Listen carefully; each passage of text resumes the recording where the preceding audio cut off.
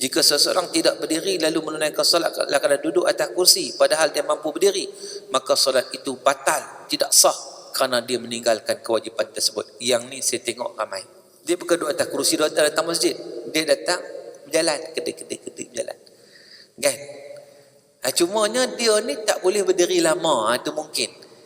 Tapi boleh berdiri tak? Boleh. Sekadar mana? Sekejap. Sekejap lah.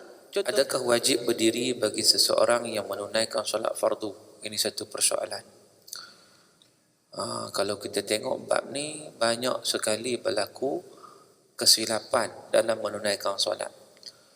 Jadi, berdiri ni wajib tak? Betul-betul dalam solat fardu.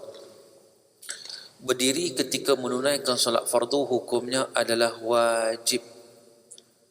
Berdiri ketika mana menunaikan solat fardu hukumnya adalah wajib. Yang dimaksudkan dengan berdiri ialah berada dalam keadaan tegak di atas kedua-dua kaki. Itu maksud berdiri. Tegak atas dua kaki. Ada orang yang berdiri atas satu kaki. Ada tak? Macam itik. Berdiri itik. Itu tak boleh. Dia kena berdiri, betul-betul berdiri.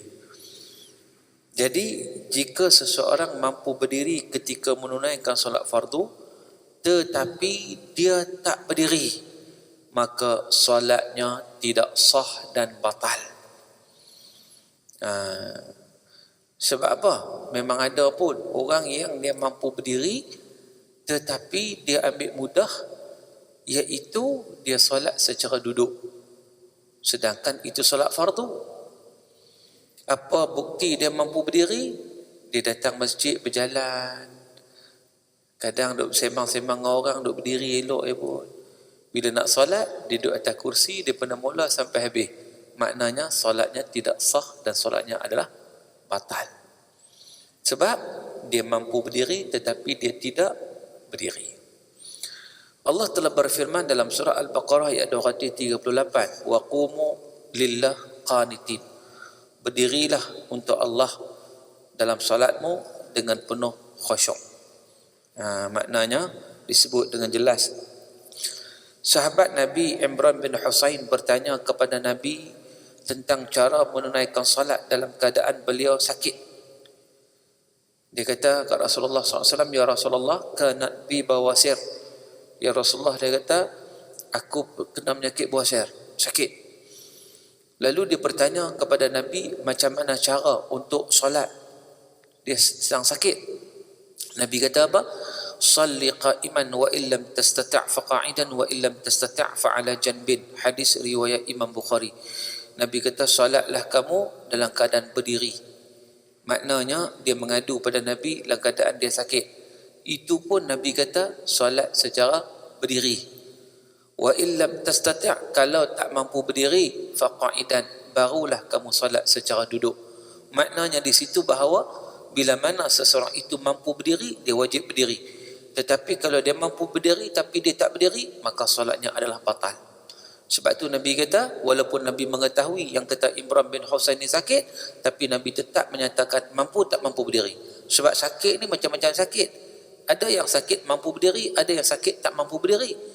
Jadi mungkin dia ni sakit tapi mampu berdiri, maka wajib berdiri.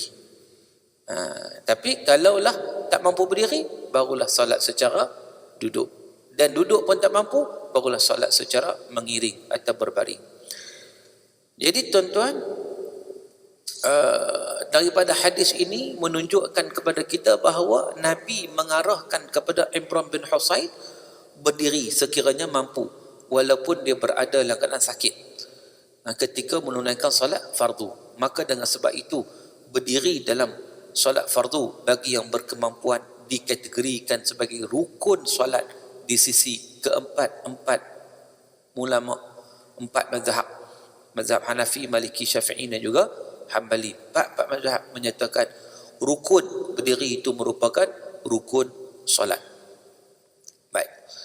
Bagaimana cara berdiri yang betul ketika menunaikan solat fardu?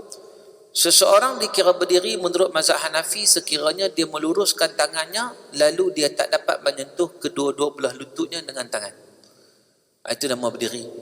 Kalau dia berdiri tapi tangan boleh kena lutut, itu tak nama berdiri. Itu dalam mazhab Hanafi. Manakala mazhab Maliki dan Hambali pula berpendapat keadaan seseorang itu dikira berdiri apabila dia tidak berada dalam keadaan duduk serta tidak berada dalam keadaan bongkok kerana ia akan jadi rokok. Tapi sekiranya dia sekadar menundukkan kepala, maka tidak mengapa kerana dia masih lagi dikira sebagai orang yang berdiri. Itu mazhab Maliki dan Hambali. Manakala dalam mazhab Syafi'i mensyaratkan agar ditegakkan tulang belakang ketika berdiri dan tidak mensyaratkan untuk tengkuk ditegakkan. Tegak ni belakang kita ni ketika berdiri, maknanya kita tegakkan tulang belakang kita, itu berdiri. Tengkuk tak apa, nak tunduk tak apa. Dia tak perlu tegak je. Kalau tegak dulu tu betul ke tu kan. So tengkuk kita boleh tunduk, tapi tulang belakang ni kita kena tegak. Jangan duk kita menundukkan. Tak boleh. Itu nama berdiri. Bagi mereka yang mampu lah. Bagi mereka yang mampu.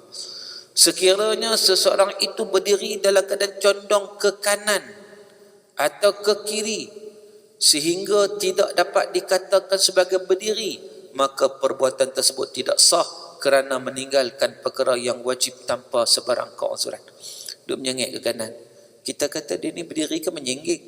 Kita pun confuse. Kan? Berdiri tak? Dia tak nampak sengit lagu tu, ya berdiri apa? Itu menyengging. Maka tak sah. Sebab apa? Sebab ia tidak dinamakan sebagai berdiri. Berdiri condong sehingga menafikan berada dalam keadaan berdiri adalah apabila badannya berada dalam keadaan yang lebih hampir kepada rokok berbanding berdiri. Kecuali dia memang bongkok, si bongkok atau tak apalah. Kan? Dia memang si bongkok tak apa, tapi dia duk elok, tapi malah nak solat dia duk makna dekat dengan rokok, maka ianya adalah tidak dikira berdiri. Jumhur ulama menyatakan bahawa wajib bagi seseorang untuk berdiri ketika takbiratul ihram dan membaca surah Fatihah sahaja. Wajib berdiri itu waktu bila? Waktu takbiratul ihram dan waktu baca Fatihah, sebab itulah yang rukun. Itulah yang rukun.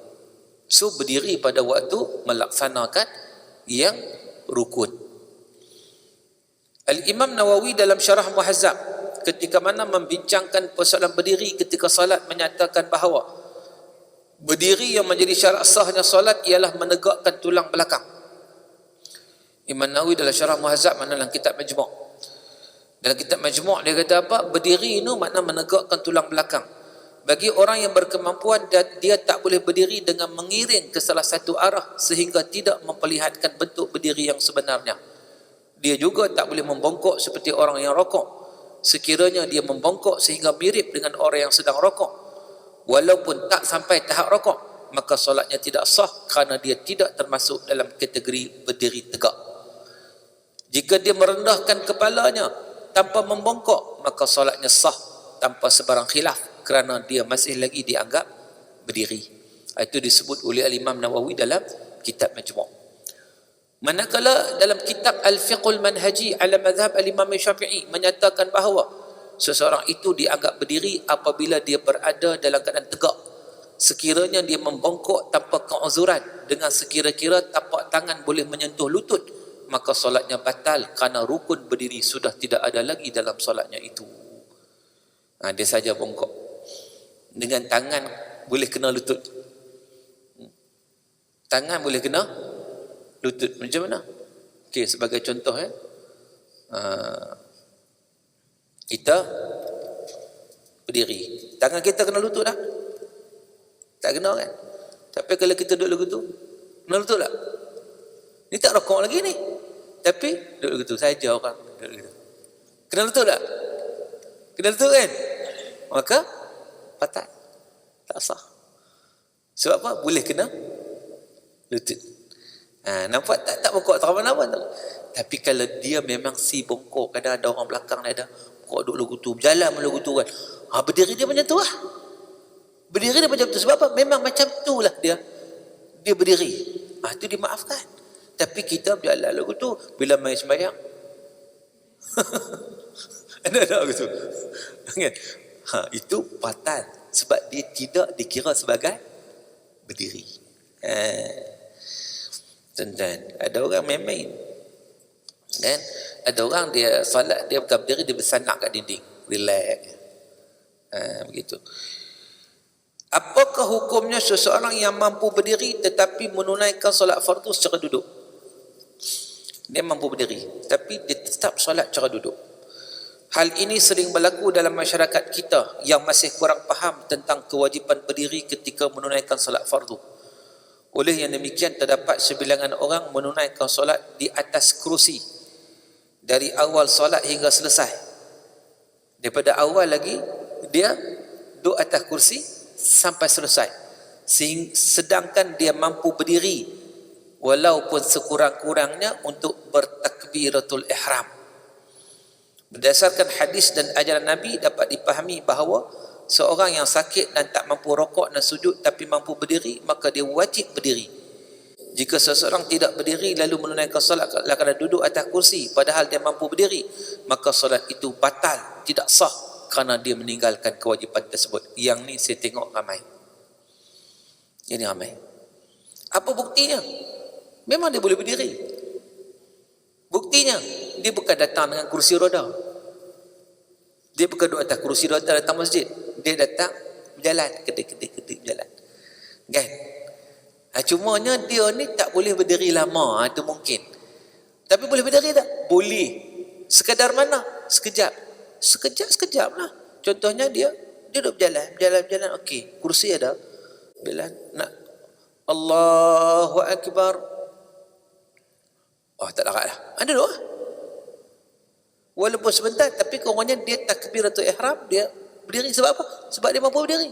Tapi biasa hak duk berlaku, saya duk perhati, dia berjalan, kedip-kedip berjalan masuk masjid, start orang qamat, dia pun pipi duduk atas kursi, betul kain apa semua kat, duduk elok-elok, Allahu Akbar, daripada mula sampai habis.